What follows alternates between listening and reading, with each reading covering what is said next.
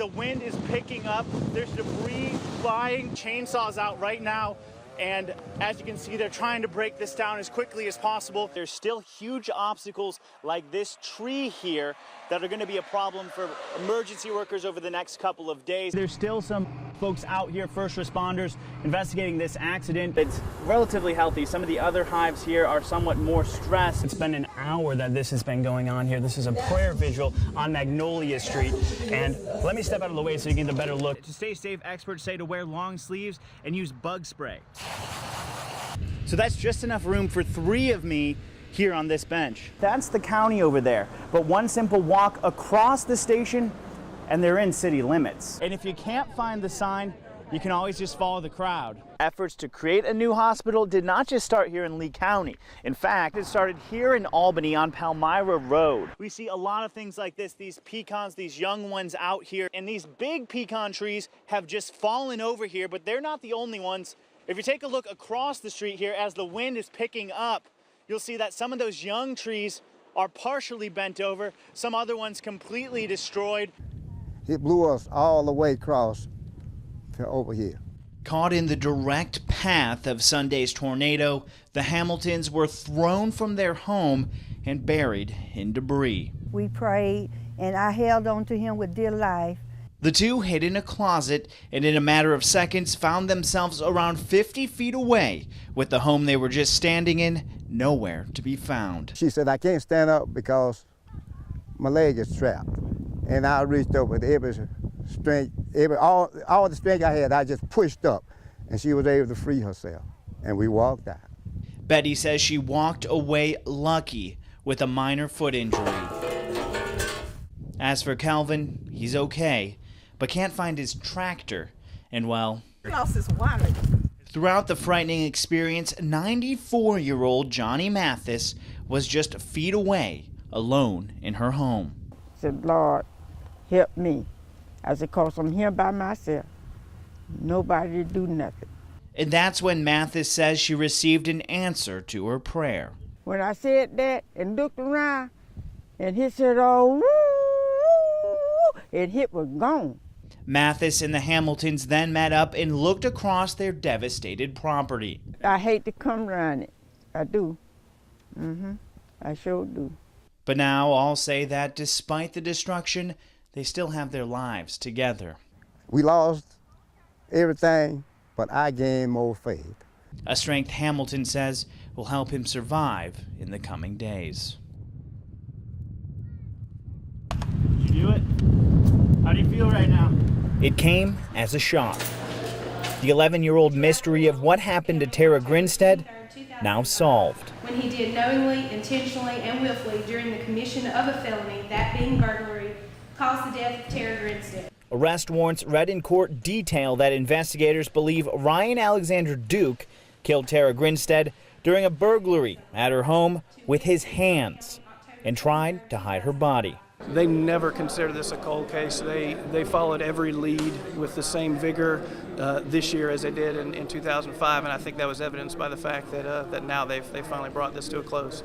And that closure is something that can now put rumors to rest and ease a community living a nightmare for more than a decade. They asked me, they said, well, you know, do you think this guy, whoever did this, or something happened to her, if she was killed, is he still in the community? You know, and you know, worried about their family, worried about their daughters. Donnie Young, who was sheriff when Tara went missing, says today is a day many in the small town won't forget. Because she was a local girl, she lived here, she taught school, she had a lot of friends here, everybody loved her. It was just one of those things that hit the community so hard because you couldn't believe that it actually happened. And that October day when Tara didn't show up to school marks another day Irwin County School Superintendent Thad Clayton says will always stick in his mind. And this community has really put their emotions out there for 11 and a half years, trying to help answer the what happened questions. So it's an emotional day.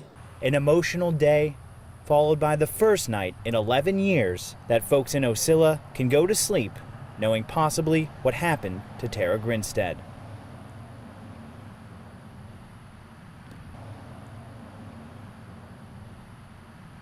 Open when you're feeling lonely. It's the start of one of 25 letters 16-year-old Macy Mathis wrote for her mother on her birthday. Hey, Mommy, I'm sorry you feel lonely.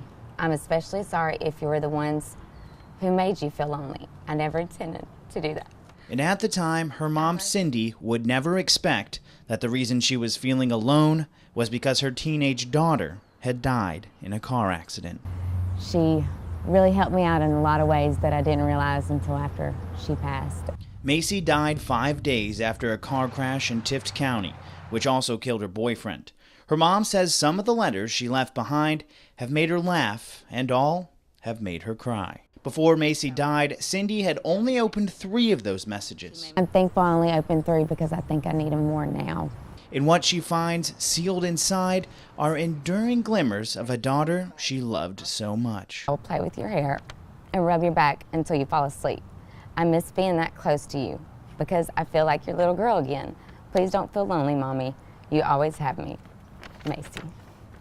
Memorialized by ink on paper, Cindy says she knows the impact her little girl left on the world. It's a message that I feel like she intended to carry out. And while her short life came to a tragic end, her words will ring in the hearts of her loved ones for years to come.